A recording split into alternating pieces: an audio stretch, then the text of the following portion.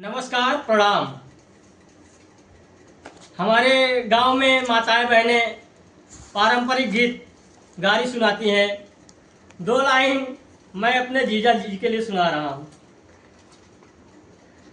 अरे तोहरे पिछवरा माराई चवराई भला, तोहरे पिछवरा माराई चवराई भला। उ चौराई खोटे गई शिव पूजन के बहनिया, उ चौराई खोटे गई शिव पूजन के बहनिया। अरे ओनहु के कुल खजुआइल चवराई भला, ओनहु के कुल खजुआइल चवराई भला। अरे तोरे पिछवरा माराई चवराई भला।